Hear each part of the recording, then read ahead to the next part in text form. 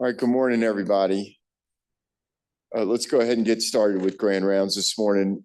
Two interesting topics. First speaker this morning is Dr. Brooke French, who currently is an associate professor within the Division of Plastic Surgery, working in the section of pediatric plastics and reconstructive surgery.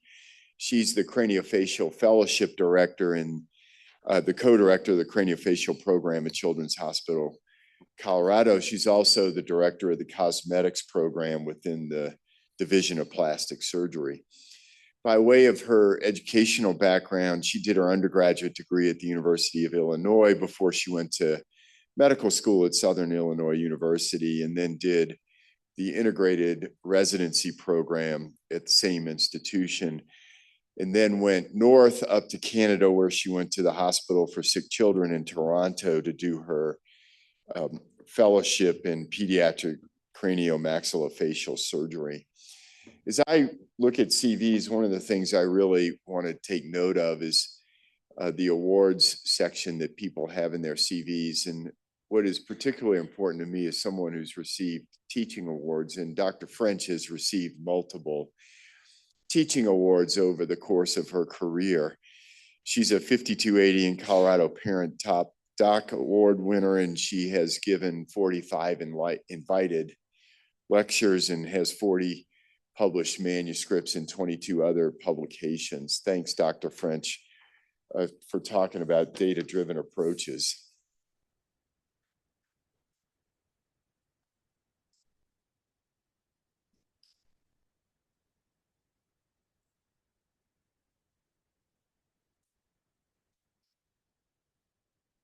All right, thank you for having me speak today.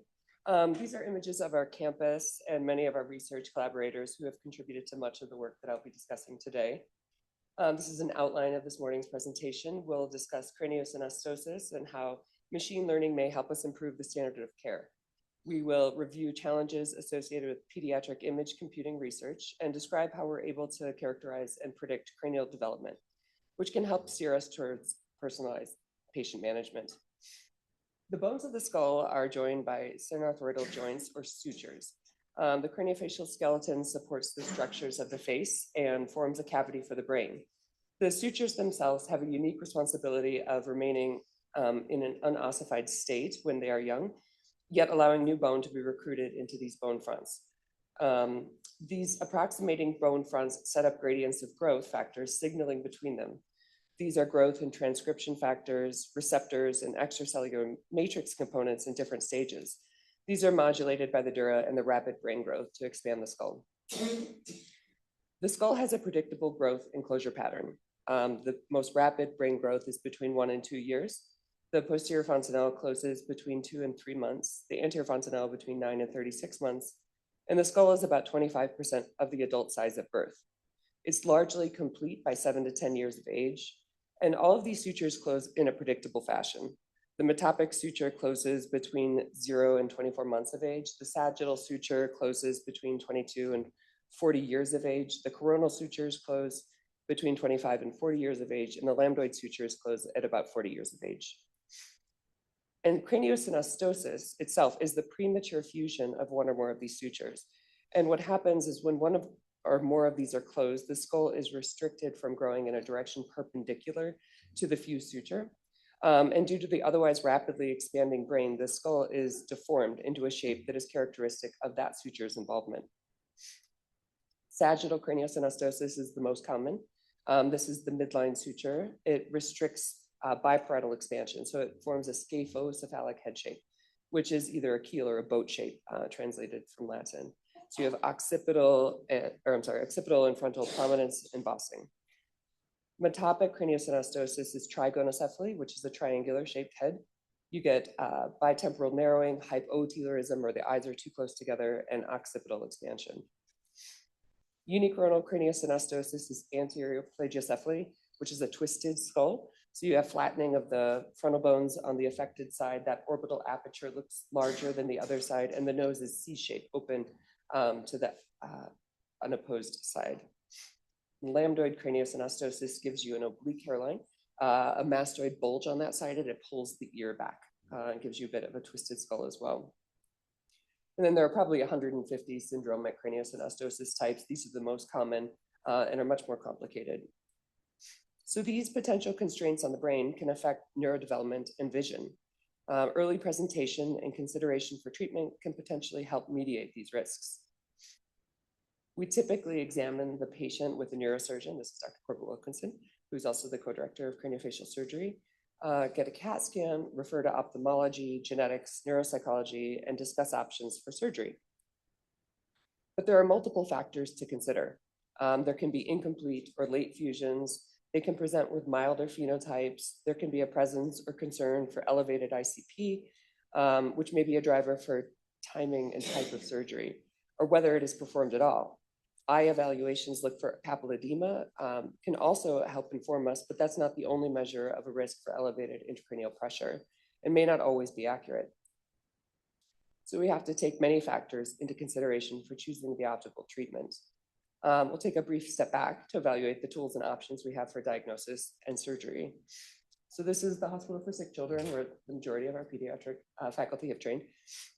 This is where I gained a thorough understanding of virtual surgical planning, 3D printed models for surgical practice, 3D photos, and developed a passion for CAD/CAM and its potential applications for surgery. That's a photograph of me in 2010, learning how to make cuts on a surgical model prior to undertaking these cuts on an actual patient.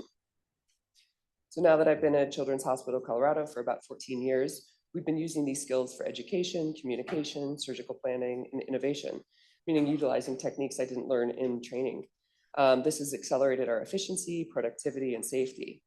And we hope we are achieving excellence and outcomes with these technologies and surgical techniques. We have a 3D camera, 2 photographers. We teach residents with custom models. This is Dr. Kachoyan training one of our residents printed model, how to make cuts. And we undertake multidisciplinary virtual surgical planning on a regular basis in order to... Maybe I can give that video to Dr. Aycock. So I'll show you some of the techniques that we have available to treat kids with craniosynostosis. Upper left here is a common open approach, depending on the child's age and phenotype. This is a sagittal strip craniectomy with biparietal morcellation. This takes advantage of the rapid brain growth, and the child typically ends up with a very typical head shape. When they're older, we need to undertake what's called a total cranial vault remodeling. So we take the entire skull off, usually using 3D printed bone cutting guides and custom plating guides as well in order to put the skull back on in a more typical configuration. Bottom right here is a child with metopic craniosynostosis in whom we are undertaking a frontal orbital remodeling, meaning we do a bifrontal craniectomy, remove that bone, and then also take up the top of the bandeau of the orbits, reshape them, and place them back in the skull with resorbable plates and screws. More popular of late are minimally invasive techniques used with a camera. For a sagittal craniectomy, we would make small incisions, use the camera to remove the strip of bone. Similarly, for a unicoronal and a metopic, and thereafter place the patient in a helmet that would help passively mold them into a more typical head shape, sort of like those pumpkins you see around Halloween that are, have a little funny head shape in the grocery store. You can shape them into the shape that you want. Another technique that is also minimally invasive through smaller incisions is the placement of springs that have particular newtons of force to expand those strip craniectomy sites and more rapidly shape the skull, after which you would typically not require a helmet, but you do have to do a second surgery to remove those springs. Some of the more complicated cases also require distraction osteogenesis, where you would make the cuts and put distraction devices in that stick out like little antennae, teach the parents to turn them, and this recruits new bone. We also are able to get, through virtual surgical planning, legends that tell us how thick the bone is so that we can pick the depth of the screws, which obviously makes things more efficient and less dangerous. And this is a clinical example of such with a photograph of the neo-osteoregenerate that happens when you are slowly dragging the skull out, and then you can recruit more space for a potentially constricted brain. So standard of care, regular follow-up intervals, 3D photos, eye evaluations, neuropsychology, continuous evaluation for any need for reoperation. We're at a world-renowned children's hospital, but we wonder, are we utilizing and do we have all the tools for diagnosis, surgical decision-making, and evaluation of outcomes? We want to know if we're optimizing all of our variables to provide the best care to kids with craniosynostosis. And while we have come very far, how can we move the needle further? We want to help counsel families like these as to what is the very best approach for their child. As you saw, we have many options. We want to make sure that we're approaching the patient with the most informative tools available. Antonio Porras is a PhD who was recruited to the Anschutz medical campus approximately 6 years ago to join the Colorado School of Public Health. He's an expert in medical image computing and machine learning, and we were very lucky to be able to begin collaborations with him. He and Mendoza, et cetera, worked to be able to do studies such as this one. We want to be as precise as possible in our evaluations, treatment planning, and evaluation of outcomes. And the science of objectifying patient evaluation using computational analysis and machine learning has been progressing over the last 20 years. This is a statistical shape model comparing affected skulls to normative databases, and they use graph cuts, image segmentations, and we're able to determine the likelihood of a diagnosis of craniosynostosis. Computer-based planning methods have been developed to allow surgeons to develop personalized bone cutting guides, taking into account realistic movements like translation, rotation, and bending to achieve optimal outcomes. We use databases of 3D photographs, looking at normative patients compared to patients who underwent surgery for craniosynostosis. And in this 2019 study, machine learning and quantitative head shape measurements were used comparatively to determine diagnosis and outcomes. And in this study, the detection of craniosynostosis and the improvements after surgery were very sensitive and specific. So while it's clear that computational science technology has been becoming more relevant for evaluation, treatment, and outcome analysis, we still have a lot of unanswered questions. These questions highlight some of the challenges in pediatric image computing research. So traditional imaging computing research has largely used methods developed for adult populations. There are special protections and also data scarcity for pediatric populations. The paucity of research you can see in the population ratios and research funding that cause some problems for us. Also, most computing methods are not adequate to study developmental diseases. The observations depend on stages of development and are modulated by many factors, such as the fact that kids are moving targets and are ever changing. So Antonio Porras, his lab, our group, our coordinator, and our fellows have developed a computational program to study pediatric development.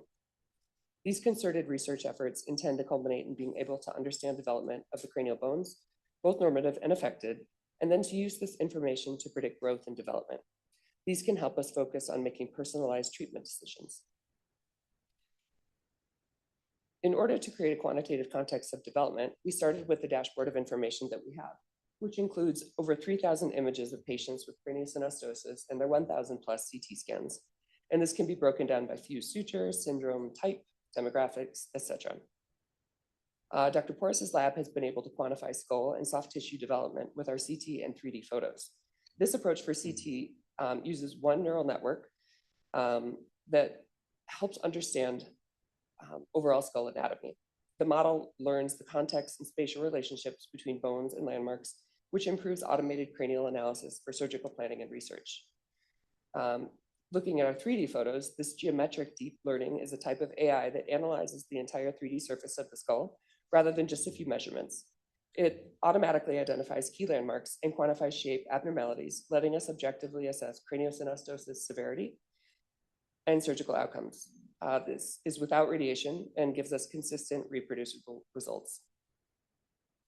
A data-driven atlas of normal pediatric skull growth provides an objective benchmark for identifying and quantifying abnormal cranial development. And this was performed with statistical modeling using over 2,000 CTs between the age of 1 through 10 years of age, predicting growth, thickness, and mineral density. These data-driven models are moving craniofacial surgery towards objective assessment of skull growth and surgical outcomes. And these next steps intend to create a predictive framework of personalized development and allow these to inform decisions for personalized treatment algorithms. Using geometric deep learning applied directly to 3D photos, this work enabled automated detection of craniofacial landmarks and objective quantification of head shape. The system introduces a head shape anomaly index that allows real-time radiation-free evaluation of craniosynostosis severity and surgical outcomes. The craniosynostosis risk score is also a measure of phenotype before or after surgery. We also wanted more objective data on the potential for elevated intracranial pressure, as this can be present in a proportion of patients with craniosynostosis. This is a photo of Dr. Wilkinson, our neurosurgeon, holding up a copper-beaten skull removed from a patient with known elevated intracranial pressure. We wanted to compare density and thickness of bone in cases of known ICP from other causes, such as in kids with neoplasms and chronic elevated ICP, and compare this to patterns in normative and craniosynostosis patients.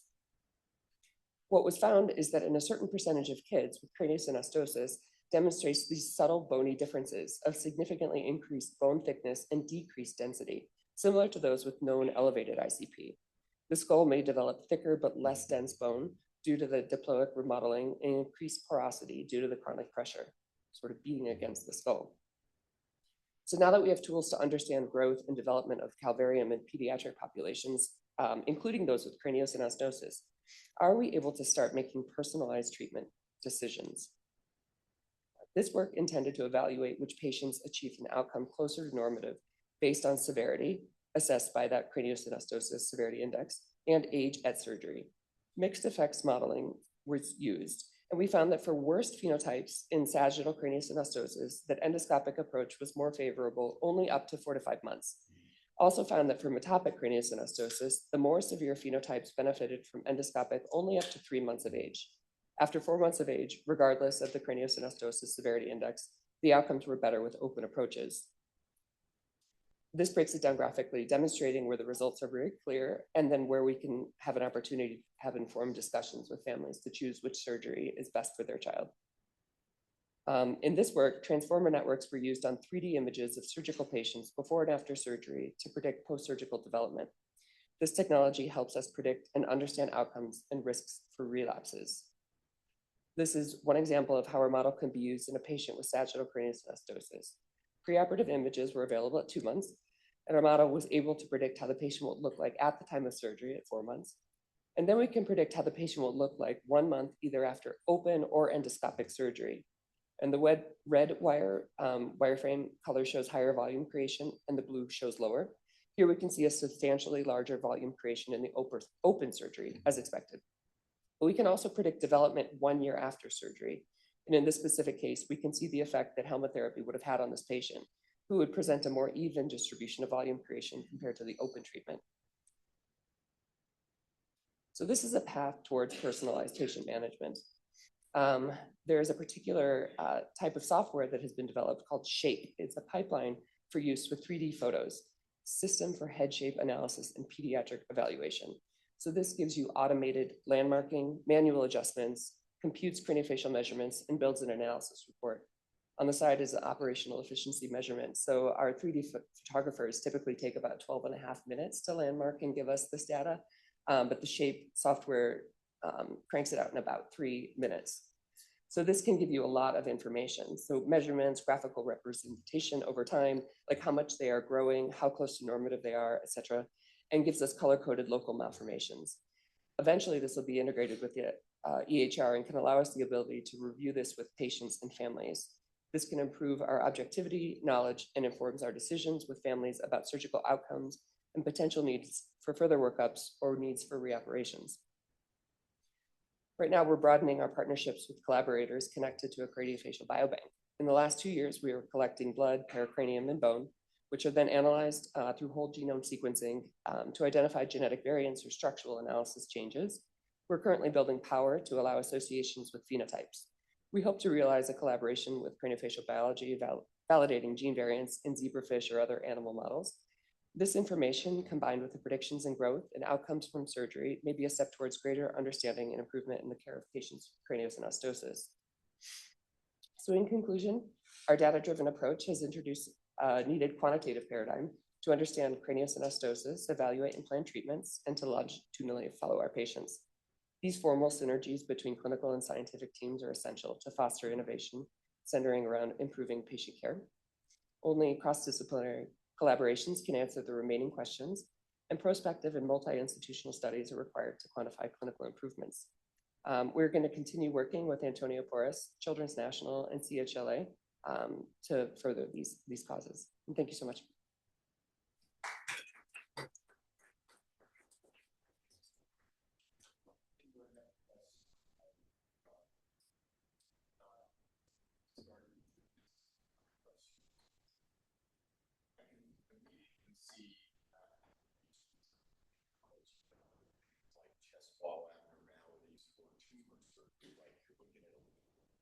Using your imaging software to plan liver resections. So how has the group that has figured out this machine learning talked with other specialists, some of those collaborations? Yes, Dr. Porras' lab works with multiple other groups. He's plugged into obviously radiology and 3D photos. He's worked with Dr. Mathis on DEEPs. He's worked with lots of groups actually. I'm so sorry, I'm drawing a blank on the blood disorders, but I mean, he's able to apply it to many different things, and he's very open to collaboration. He did recently move to the University of Chicago, but we're keeping our data use agreements. So reach out to me, please. Yeah. Are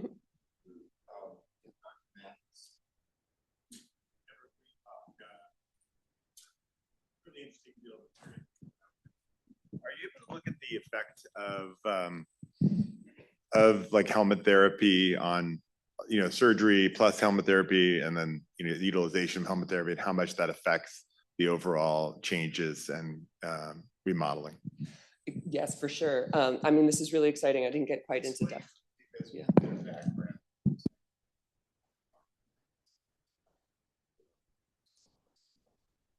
Yeah. So the surgeries that we do for craniosynostosis are sort of opportunistic. Some of them are very macro, and we change the skull on a moving target, expecting it to change a little bit. But some of them are more passive. Those strip craniectomies that we do where we remove a strip of bone, we're taking advantage of the child's rapid skull growth and putting them into a helmet to sort of like mold it into the shape that we want while the child just grows into it.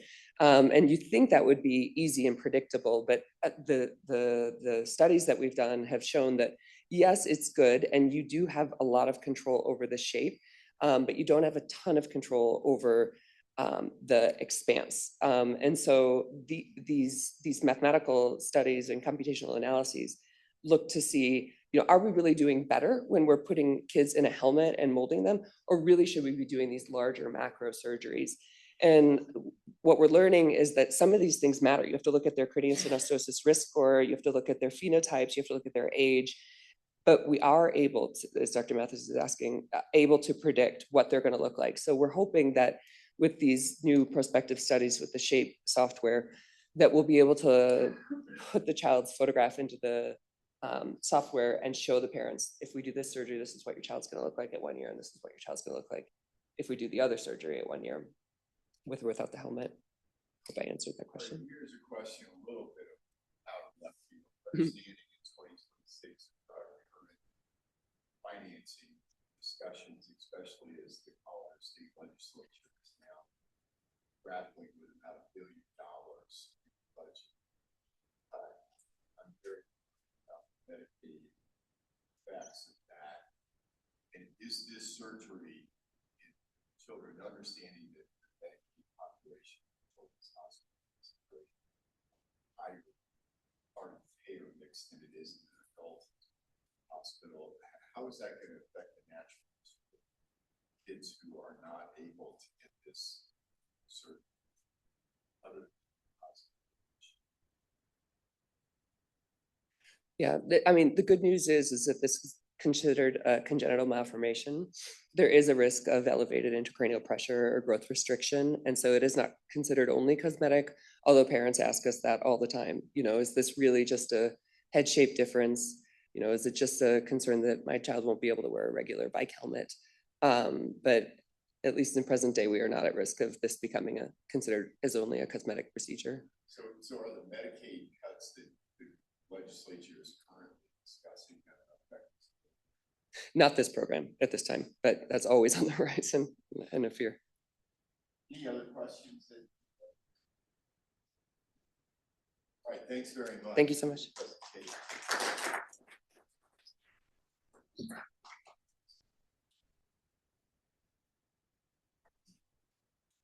All right, we're going to shift gears now and move to Dr. Nick Teman. He's currently an associate professor of surgery in the Division of Cardiothoracic Surgery here and is the co-medical director of the CT-ICU and also the director of the ECMO program. His background started with undergraduate education at the University of Florida before he went to California to do medical school at the Keck School of Medicine at the University of Southern California, and then did his general surgery training in the Michigan system at the University of Michigan. While he was there, he also did a surgical critical care fellowship and a research fellowship working with Dr. Bartlett and Haft in the ECMO research laboratory. He's done a medical education scholars program while at the University of Michigan, and then completed his thoracic surgery training at the University of Virginia. He then joined the faculty at UVA, where he was an assistant professor of surgery, and then rose up in his academic ranks to associate professor. And while at UVA, he became the director of the adult ECMO program and the medical director of the cardiothoracic ICU there. He also, just like Dr. French, has devoted a lot of his career to educational issues, and a really significant achievement was that last year in 2025, he was elected to the American College of Surgeons Academy of Master Surgeon Educators. He's on the editorial board of the JTCVS and has 141 published manuscripts, 40 invited top talks, and 3 book chapters. Thanks, Dr. Teman.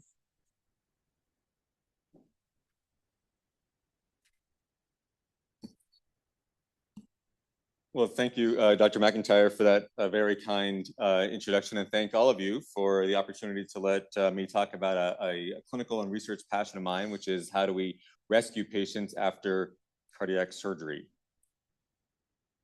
I need rescuing myself here.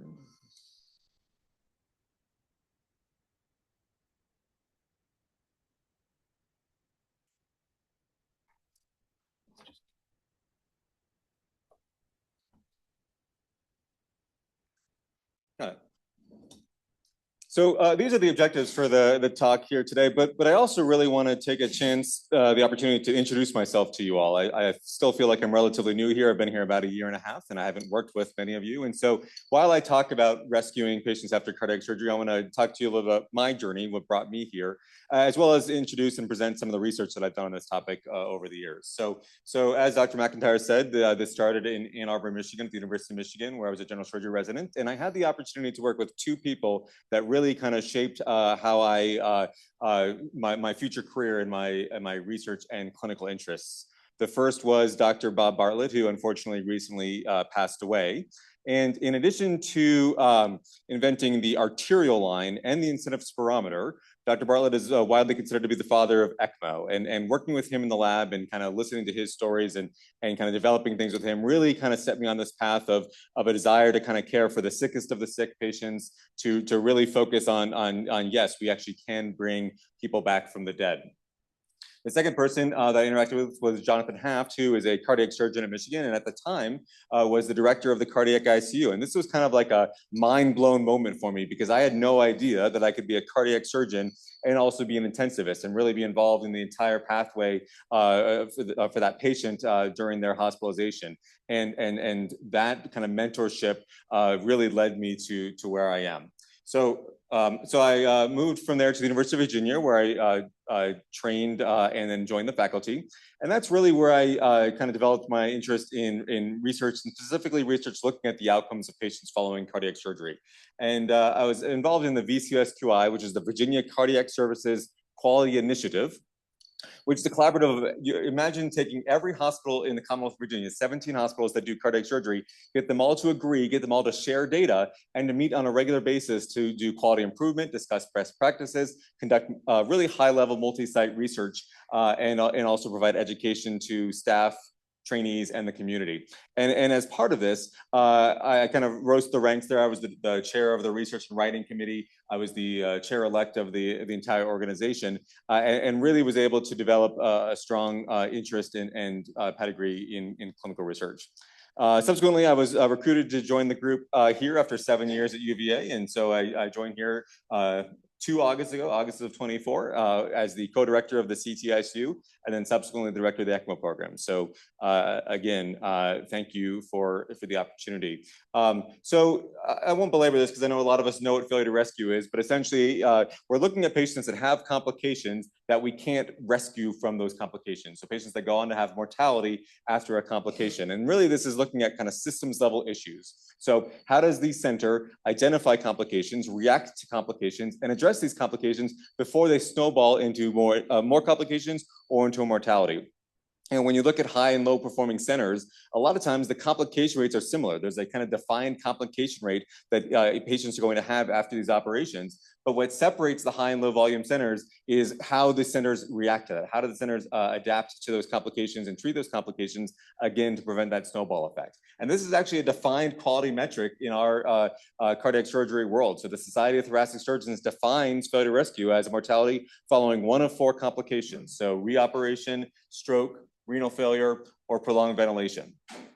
And so this is something that I've been particularly passionate about, and really I think because it meshes well with my interests both in cardiac surgery and in critical care, because a lot of the complications, a lot of the mortality that happens in cardiac surgery patients happens in the ICU. So I've done a fair amount of work looking at how do we improve the processes in the cardiac surgery ICU after a patient has cardiac surgery in order to prevent these mortalities.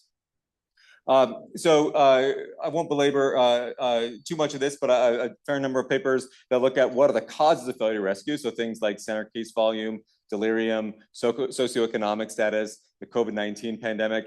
My personal favorite was identifying that contact isolation precautions actually worsen outcomes because people are afraid to go into the rooms and spend less time in the patient's room because they don't want to put the gowns on. But rather than focusing on the causes of failure to rescue, I want to talk more today about how do we prevent that? How do we improve our failure to rescue rates? And again, I think it comes back to the ICU. So my group looked at the impact of when the patient arrives in the ICU on how a patient does after cardiac surgery. And we looked at over 11,000 patients in the Commonwealth of Virginia through the VCSQI. We stratified patients by whether they arrived late, meaning between 6 p.m. and 6 a.m., or regular time during the daytime hours. And really the idea of this was to look at the impact that ICU staffing can have on outcomes, the impact on how protocols and the care overnight can have on patient outcomes. And we found some interesting things. So first of all, there actually was no difference in failure to rescue or operative mortality. But what we found was that there was a significantly increased risk in the rate of prolonged ventilation in patients that arrive to the ICU at nighttime. And what you can actually see is that in the blue there, basically every hour that you arrive later in the ICU, your chance of being on the ventilator for a longer period of time goes up. And it's important to note that the definition of prolonged ventilation here is not just being intubated overnight. It's being intubated for 24 hours following the operation. So regardless of whether you show up in the morning or night, it's still, the definition is 24 hours. So when you show up overnight, you're going to stay more likely to stay intubated for a full day, for a full 24 hours, and not be intubated until probably 2 days from now. And that probably suggests that, the ICU says, well, let's just keep them asleep overnight. And then keeping them asleep overnight means heavy sedation. It means potential complications. It means hemodynamic instability. All of these things that can be rectified by a more aggressive approach of trying to get these patients extubated overnight and kind of keep the care moving, basically function like a 24-hour ICU, which is the ideal for all of us in the ICU world. What about the time the patients leave the ICU? So this was a study where we looked at patients, and this was just at UVA, but nearly 6,000 patients who underwent an STS operation, and what time they were transferred out of the ICU. And again, we stratified them by transferring out during daylight hours or transferring out overnight between 9 p.m. and 5 a.m. And kind of unsurprisingly, what you'll see on the pink brackets, and that's well, but the 2 brackets on each side, or the 1 bracket on each side, shows that your risk of ICU readmission goes up pretty dramatically if you're transferred out of the ICU overnight. Again, suggesting that there's some issue with kind of the system, right? That the handoff isn't adequate, or the nighttime ICU handing off to the cross-covering nighttime floor team is not passing along important information that then gets passed along to the daytime team to prevent a readmission to the ICU. And that makes sense, right? We're not normally transferring patients out of the ICU overnight unless you're really kind of in a bed crunch. So you're like, well, we have to make a bed. So this is the best candidate, we'll send them out. So that makes sense. But what we also found was, in addition to ICU readmissions, patients transferred out overnight also had higher rates of postoperative prolonged ventilation, higher rates of stroke, higher rates of renal failure, failure to rescue, and mortality. So again, the importance of having protocols and having a culture and a system in the ICU that prevents these issues, right? If these patients can be transferred out with more appropriate handoff in a safer situation, then we could potentially prevent those complications. Another thing that's really important is the kind of the recognition and the management of patients when they're decompensating on the floor, right? Many hospitals have rapid response teams or medical emergency teams or things like that. What impact do those have on the care of cardiac surgery patients? And so we looked at this throughout the Commonwealth of Virginia, studying 11,000 patients over 15 years. Oh, sorry, this is just at UVA after the implementation of our rapid response team. This 11,000 patients over 15 years, stratifying by whether those patients were cared for before or after the implementation of the MET team, which happened in 2009. We propensity match these and risk adjusted as best as we can. Obviously, there's going to be a temporal bias here, but as best we could.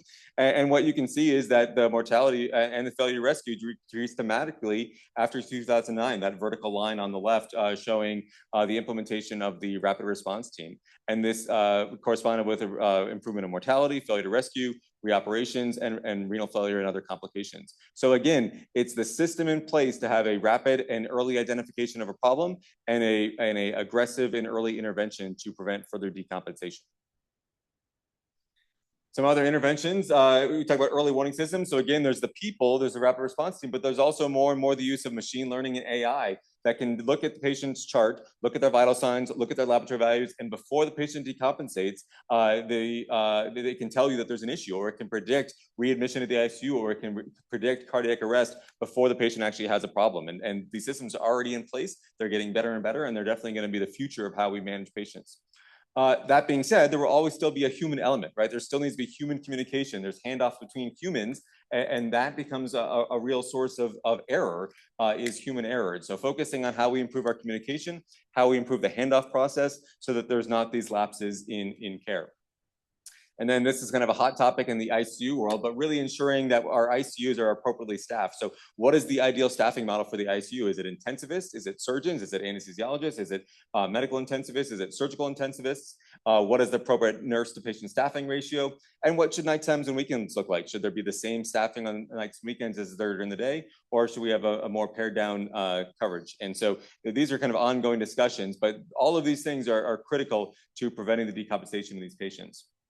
Finally, kind of managing these complications is very important. And you really want to have a protocolized approach to this. You don't want to be reinventing the wheel every time a patient goes into AFib or has a stroke or develops renal failure. These should be protocols that the ICU has to prevent further decompensation.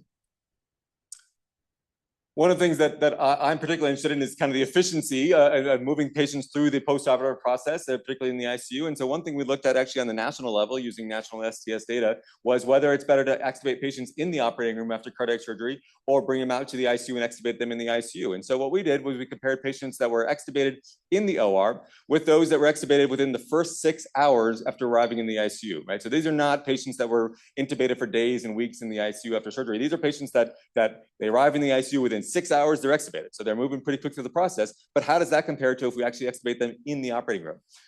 This was nearly 670,000 patients from over 1,000 centers in the national STS database.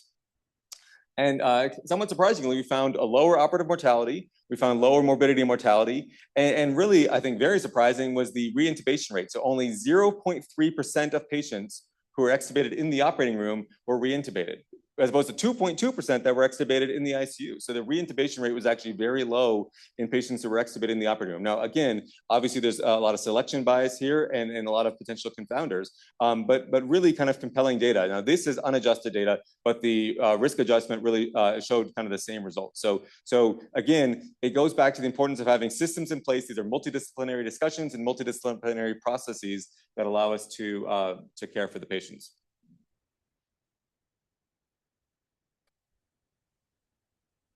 So these are very important outcomes, right? Prolonged ventilation, stroke, reoperation, renal failure, all very important. But as a cardiac surgeon, what I care the most about is my system designed to be able to rescue a patient when they have a cardiac arrest? right? This is, unlike almost every other kind of surgery, our patients have a high rate of postoperative cardiac arrest in the ICU. And if that's not recognized, those patients will die. And so that to me is the ultimate example of what it means to rescue a patient, and having a patient who has a cardiac arrest that we can't save. That to me is the ultimate failure to rescue. And you notice a cardiac arrest was not part of the definition that the STS set out. It's not one of those 4 variables.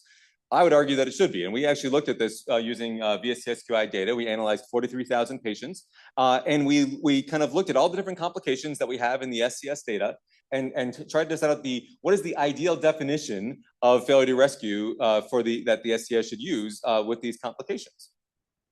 And we found a couple interesting things. So first of all, cardiac arrest, relatively rare, occurred in 1.8% of patients. But again, think about that. Imagine if almost 2% of your patients had a cardiac arrest after your operations, right? This is a really high stakes thing. So cardiac arrest was in 1.85% of patients, but was over half of those people died, right? Very lethal. We don't do a good job of rescuing these patients if they have a cardiac arrest. And you might say, well, why would you include this in the definition? A lot of those patients probably already had renal failure or a stroke or prolonged ventilation. They're going to be included in the definition, and that is accurate. That's fair. But I would say, but a fair number, 20% of those patients did not have a different complication that was included in an FTR. So they were kind of de novo FTR patients that only had the cardiac arrest and none of the other complications. And so when you look at the total number of failure to rescue complications, and you say, well, we want to capture as many of those as we can with this definition, the current 4 complications do a fairly good job of that. About 83% of failure to rescue events are captured by the current definition. But if you add cardiac arrest, it increases it to 92%. So we've really strongly advocated that this should be something that we're looking at on the national level. The ability of a center to respond and treat a cardiac arrest and prevent the mortality is very important. For the sake of time, I didn't include this slide, but in this paper, we actually look at when you rank the programs by terciles, and when you add cardiac arrest, it actually changes the order. So some centers that are in the high performing group move down to the low performing group, and vice versa, because some centers are good at treating renal failure, but not so good at addressing a cardiac arrest. There are a couple of ways we could do that. I'll talk about a few different methods that we use. So one is what we call CSU-ALS or CALS. It's basically it's cardiac advanced life support, and it basically functions under the premise that cardiac surgery patients are different than other patients. If a cardiac surgery patient is having a cardiac arrest, it is usually a different cause than when a medicine patient has a cardiac arrest on the floor. And the treatment, ACLS, which works very well for conventional cardiac arrest patients, does not work very well for cardiac surgery patients. The reason for that is that a lot of times cardiac surgery patients are in cardiac tamponade or having arrhythmias, and open closed chest cardiac massage, CPR, is not going to be very good for those things. What they need is focus on shock. So CSU-ALS says before you start doing CPR, you do 3 stacked shocks to defibrillate somebody if they're in a shockable rhythm. A lot of our patients have epicardial pacing wires. You use those to treat bradycardia or asystole.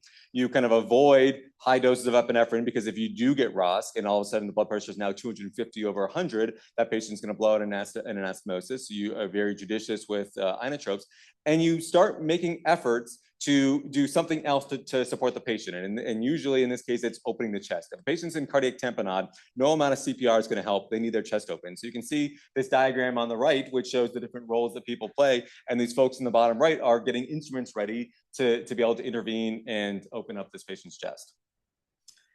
So we looked at what the impact of these kind of programs have on outcomes. And so there are several centers in Virginia that are CSU-ALS certified. And we said, well, if you have an operation at one of those centers, will you have better outcomes? And so we stratified 12,000 patients into operations at the CSU-ALS center or not. And we propensity matched those patients as best as we could.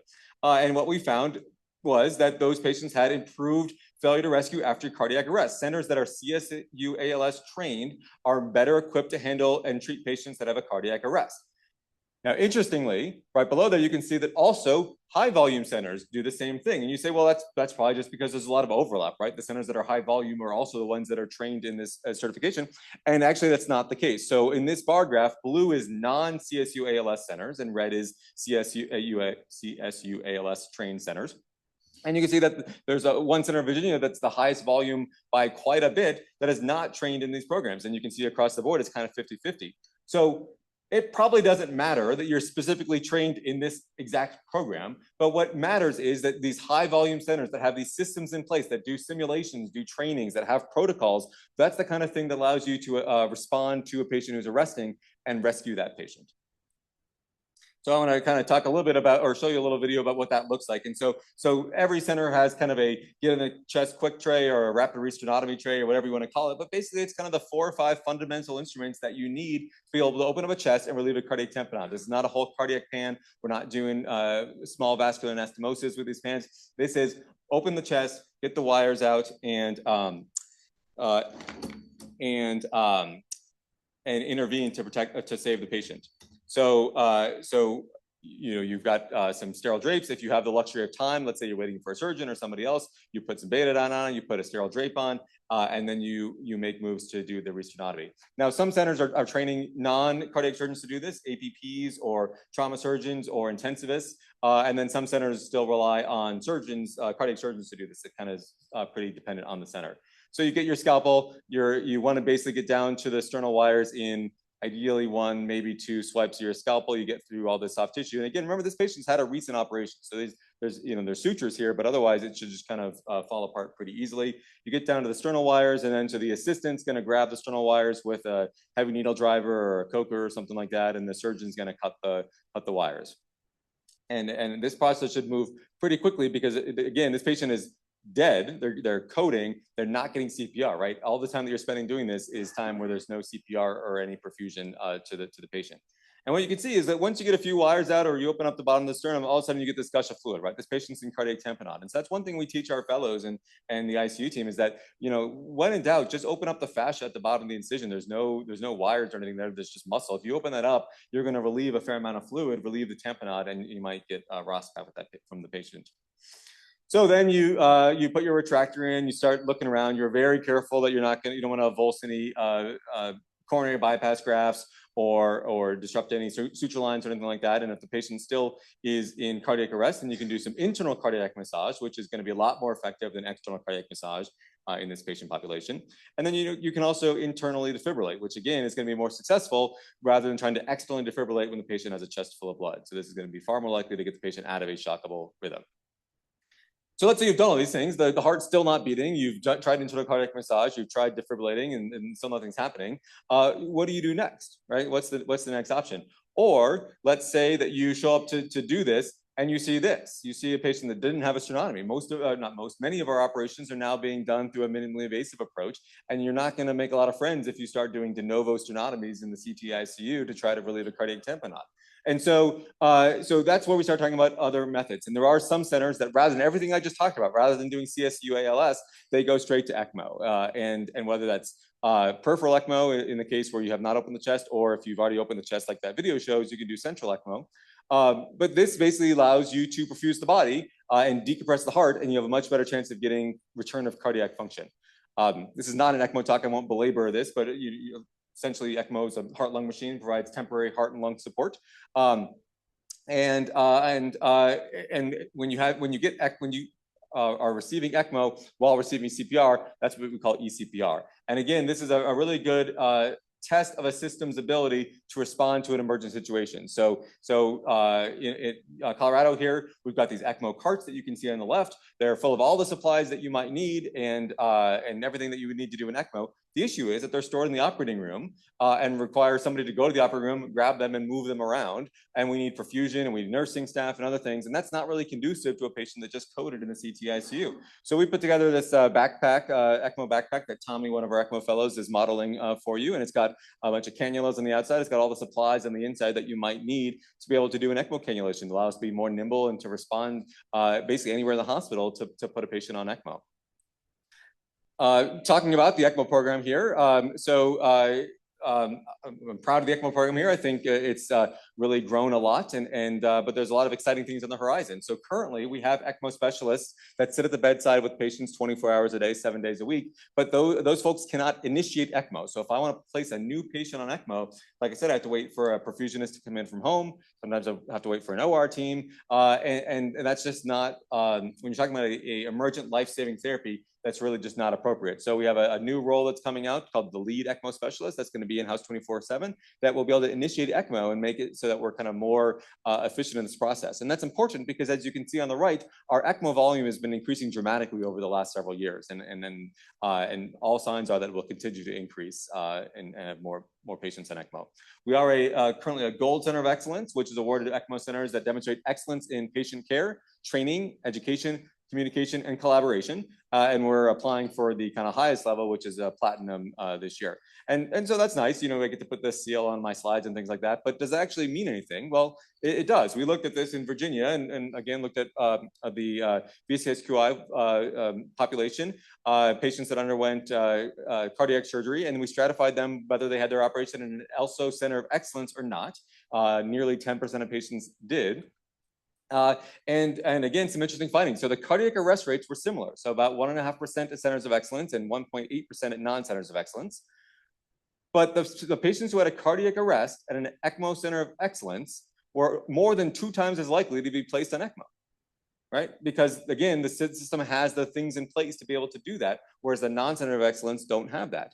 And so while this is kind of covered up by the thing, but so the left is operative mortality, the middle is cardiac arrest. So while there was no difference in operative mortality or cardiac arrest, there was a difference in failure to rescue. Centers of excellence were more capable of rescuing patients after cardiac arrest if they were, because of the training and the simulations and everything that go along with being an ELSO Center of Excellence. Again, it has nothing to do with the gold seal. It's the systems that are in place that program is put in place to be able to train people and have a functioning program. Some more things about ECMO Colorado. So we focus on early extubation and ambulation. This is a patient who you can see is very clearly happy to be up and moving. But this is important, right? The sooner you can get patients up and ambulating, the sooner you can get them extubated, the better they're going to do. They're not going to become deconditioned. They're going to be able to come off ECMO faster. They're going to recover faster. We have an ECMO fellowship, which is pretty unique. There's only a handful of places in the country that have ECMO fellows. This has really allowed us to increase our ECMO research, our education, quality improvement, and things like that. So really becoming a hub for ECMO. Like I said, we can cannulate anywhere that the patient may need it in the hospital.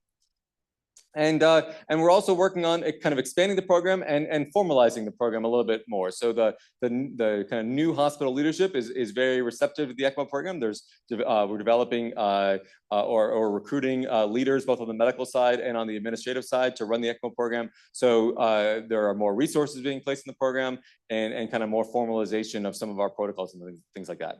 So it's an exciting time to be involved in ECMO here at the university. So with that, I want to thank you for your time and attention, and I'm happy to take any questions.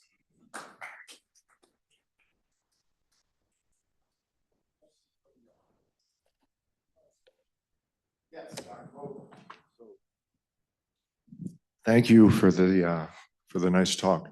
I think the thing that I was interested in most is how you were able to get that Virginia collaborative together.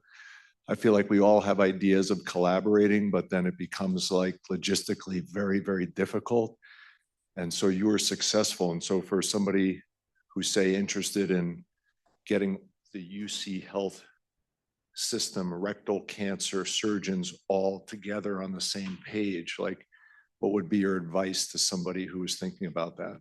Yeah, it's a great question because there are so many benefits to it, and I think everyone sees the benefits of this. And you go to the national meetings, and at least in the cardiac surgery side, it's the BCSQI and it's the Michigan Collaborative, it's the Marin Collaborative, and it's all of these opportunities for research and really high level things. And then when it actually comes time to do it, no one wants to do it, and it becomes difficult. And so the way that this was put together historically was essentially there were, even though there were 17 centers in Virginia, there were kind of 3 or 4 major centers that kind of led cardiac surgery in the Commonwealth, and the directors of those centers got together and said, we need to do this. And so it took a commitment from all of the major centers, and then it took all of those people going to their hospital leadership and saying, we need to do this. Here's why this is important. Here's why we want you to pay for this, because it's not free for the institution. It's a lot of people hours and dues and other kind of monetary costs.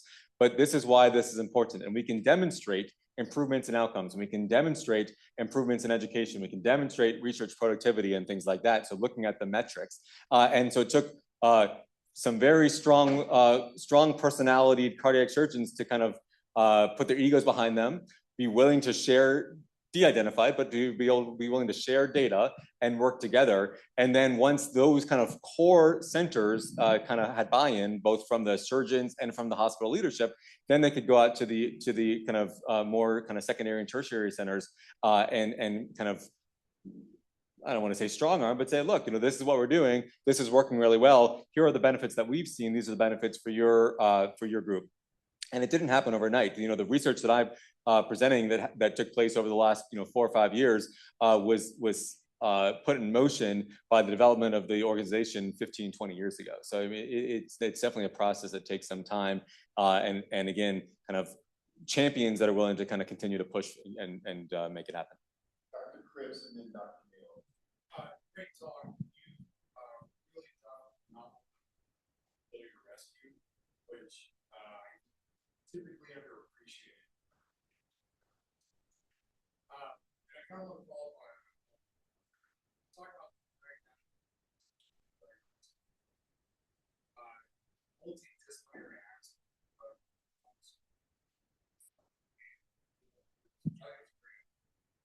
but actually that's sort of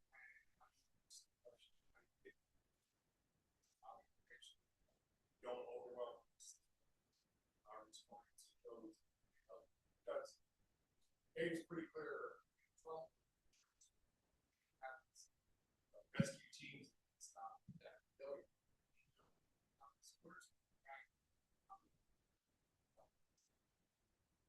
Yeah, I mean, I think that's a great question. I think that's exactly right. So at Virginia, we went from a system where a surgical fellow had to come in from home to open up the chest to a system where 24 hours a day we had APPs that would open up the chest in the cardiac ICU. And the things we did. So one, it was making sure we were appropriately staffed, so people weren't feeling that they were burnt out and overworked, and also now have to learn this whole new thing. We brought our APPs into the operating room with us for the kind of opening and closure of the chest, so that they could at least kind of get comfortable. That the first time they were seeing a heart, was not when they were trying to open up a chest emergently in the ICU. We had a open room in the ICU that was our simulation room. It had a simulation mannequin there all of the time, and every couple of weeks, there'd be all of a sudden you hear the triple alarm and you see a patient that's in VFib, and you'd run to the room thinking that something's wrong, and it was the mannequin, and then you run a mock code. But those were kind of unannounced simulations, and then it was kind of repetition. So we had ongoing training courses, and again, kind of having champions. So we had the team, the core team was our senior APP, the surgical and anesthesia medical directors of the ICU, our charge nurses, our nurse educators, and and one of our resident and fellow members, and they kind of took the message to their teams. They kind of recruited their individual groups and kind of again relayed the importance of this and got people excited about that on each of these individual teams. So it wasn't like it was just, oh, the surgeon wants us to do this. It was, this is my colleague, my leader of my core group that was driving that. Yeah, great talk.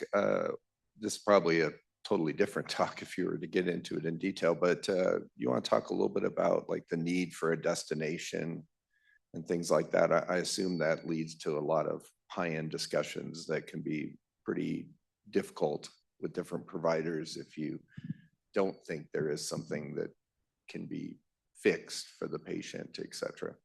Are you talking about like transfers from other hospitals or within our own? No, just like putting somebody on ECMO, but you don't think there's yeah. really any way to fix their underlying problem, so you're not going to be able to get them off. Absolutely, yeah. So that's a really good point. When I give ECMO talks, what I say is that I think the only true absolute contraindication to ECMO is if you have end-stage heart or lung disease and you don't have an exit strategy. You're not a candidate for a transplant or an LVAD or anything like that. I think we've put people with head bleeds on ECMO, active abdominal bleeds on ECMO, people with blown pupils that ended up just from their cardiac arrest and they had full neurologic recovery. But if I can't see a path forward, that's always the first question I ask myself is if I'm considering putting someone on ECMO, if I can't see a path forward for them, then I'm not going to put them on ECMO. And that path forward might be recovery, and it may be, well, I don't think they're going to recover, but I'll give them a shot. But if I don't think if I think there's no chance of recovery of native organ function, and I don't think they're a candidate for any sort of additional therapy, then I'm not going to put them on ECMO, because unlike, say, a ventilator or a dialysis machine or things like that, ECMO is a very intensive resource that requires a lot of people and a lot of cost. And once it's the other thing I teach my fellows is it's always easier to say no than it is to say not anymore. Once you have a patient on ECMO, taking them off of ECMO against the wishes of the family or whoever is incredibly difficult. And if I ever have to get into a discussion with the ethics committees and things like that, I know that I made an error in putting that patient on. All right, it's 8:00, so we'll call Graham.